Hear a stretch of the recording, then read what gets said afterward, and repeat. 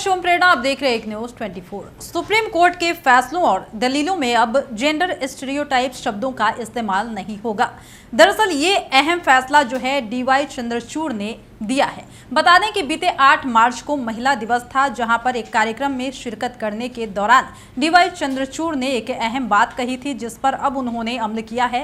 दरअसल यह जो फैसला है कहीं ना कहीं महिलाओं के हित में है और महिलाओं पर किस तरीके के शब्दों का इस्तेमाल करना है, इसको लेकर एक डिक्शनरी बुक भी जारी किया गया है। और इस अहम कदम को डीवाई चंद्रचूड़ ने खुद ही उठाया है। सीजेआई की इस पहल से जरूर कुछ नया बदलाव होगा, ऐसी भी बात कही जा रही है, क्योंकि उन्होंने कुछ ऐसे शब्दों पर रोक लगाया है जो कि महिलाओं के हित में नहीं है। यानी कि जेंडर स्टीरियोटाइप को लेकर कुछ शब्दों को उन्होंने बैन करने की बात कही है। तो क्या है वो शब्द, ये जानने की जरूरत है। तो चलिए देखते हैं खबर को विस्तार से। सुप्रीम कोर्ट के फैसलों में या फिर दलीलों में अब जेंडर स्टीरियोटाइप शब्दों का प्रयोग नहीं होगा। सुप्रीम कोर्ट ने महिलाओं के लिए इस्तेमाल होने वाले आपत्तिजनक शब्दों पर रोक लगाने के लिए जेंडर स्टीरियोटाइप कॉम्बैट हैंडबुक को लॉन्च किया है। 8 मार्च को महिला दिवस पर सुप्रीम कोर्ट में हुए इवेंट में सीजेआई डीवाई चंद्रचूड़ ने कहा था कि कानूनी मामलों में महिलाओं के लिए आपत्तिजनक शब्दों का इस्तेमाल रुकेगा। जल्द ही डिक्शनरी भी जारी की जाएगी। बता दें कि बुधवार यानी कि 16 अगस्त को हैंडबुक जारी करते हुए सीजेआई चंद्रचूड़ ने कहा कि इससे जजों और वकीलों को ये समझने में आसानी होगी कि कौन से शब्द रूढ़िवादी है और उनसे कैसे बचा जा सकता है। दरअसल सीजेआई चंद्रचूड़ ने बताया कि इस हैंडबुक में आपत्तिजनक शब्दों की लिस्ट है और उसकी जगह इस्तेमाल किए जाने वाले शब्द और वाक्य बताए गए हैं। इन्हें कोर्ट में दलीलें देने, आदेश देने और उसकी कॉपी तैयार करने में यूज किया जा सकता है। यह हैंडबुक वकीलों के साथ साथ जजों के लिए भी होगा। इस हैंडबुक में वो शब्द हैं जिन्हें पहले की अदालतों में यूज किया गया है। शब्द गलत क्यों है और वो कानून को और कैसे बिगाड़ सकते हैं, इसके बारे में भी बताया गया है। दरअसल कुछ ऐसे शब्द हैं जिसके बारे में जानने की जरूरत है। दरअसल शब्द है अफेयर, अब उसको रिप्लेस करके किया गया है शादी के इतर रिश्ता। प्रोस्टिट्यूट शब्द को अब सेक्स वर्कर से जोड़ा गया है। अनवेट मदर को मां से जोड़ा गया है। चाइल्ड प्रोस्टिट्यूट को तस्करी करके लाया गया बच्चे से जोड़ा गया है। बास्टर्ड को ऐसा बच्चा जिसके माता पिता ने शादी ना की हो। इस तरीके के शब्दों से अब जोड़ा गया है। इस टीजिंग को जोड़ा गया है स्ट्रीट सेक्सुअल हैरेसमेंट से।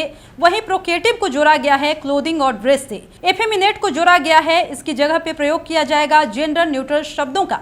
और सबसे बड़ी बात कि गुड वाइफ को यानी कि अब वाइफ में कन्वर्ट किया गया है। साथ ही कीप को ऐसी महिला जिसका शादी के इतर किसी और पुरुष से शारीरिक संबंध होना होगा। यानी कि इस तरह के शब्दों में बदलाव किए गए हैं। सीजेआई चंद्रचूड़ ने कहा है कि इस हैंडबुक को तैयार करने का मकसद किसी फैसले की आलोचना करना या संदेह करना नहीं, बल्कि यह बताना है कि अनजाने में कैसे रूढ़िवादिता की परंपरा चली आ रही है। कोर्ट का उद्देश्य यह बताना है कि रूढ़िवादिता क्या है और इससे क्या नुकसान है, ताकि कोर्ट महिलाओं के खिलाफ आपत्तिजनक भाषा के इस्तेमाल से बच सके। इसे जल्द ही सुप्रीम कोर्ट की वेबसाइट पर भी अपलोड किया जाएगा। सीजेआई चंद्रचूड़ ने जिस कानूनी शब्दावली के बारे में बताया है उसे कलकत्ता हाईकोर्ट की जस्टिस मौसमी भट्टाचार्य की अध्यक्षता वाली समिति ने तैयार किया है। इस समिति में रिटायर्ड जस्टिस प्रभा श्रीदेवन और साथ ही जस्टिस गीता मित्तल और प्रोफेसर झूमा सेन शामिल थी, जो कि फिलहाल कोलकाता में West Bengal National University of Jurisdiction Sciences में फैकल्टी मेंबर हैं। चीफ जस्टिस ने मार्च में कहा था कि हमने हाल ही में एक LGBTQ हैंडबुक लॉन्च की है। जल्द ही हम जेंडर के लिए अनुचित शब्दों की एक लीगल ग्लॉसरी भी जारी करने जा रहे हैं। और सबसे बड़ी बात कि अगर आप 376 का एक जजमेंट पढ़ेंगे तो आपको पता चलेगा कि कई ऐसे शब्द हैं जो अनुचित है, लेकिन उनका इस्तेमाल आराम से किया जाता है। लीगल ग्लॉसरी से हमारी न्यायपालिका छोटी नहीं होगी और समय के साथ हम कानूनी भाषा को लेकर आगे बढ़ेंगे, क्योंकि हम भाषा को विषय और चीजों से ज्यादा महत्व देते हैं।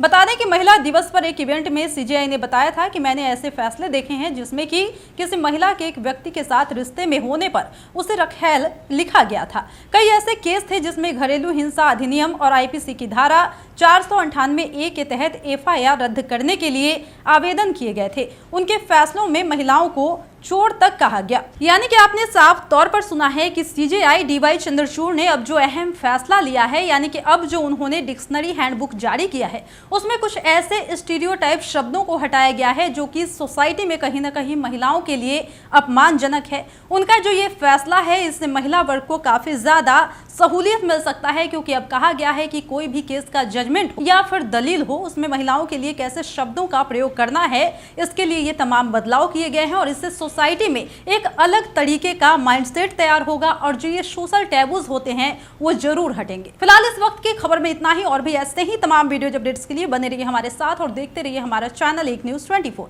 हमारे चैनल को लाइक कीजिए, सब्सक्राइब कीजिए, कमेंट कीजिए। हमारे वीडियो पसंद आते हैं तो शेयर जरूर कीजिए। धन्यवाद।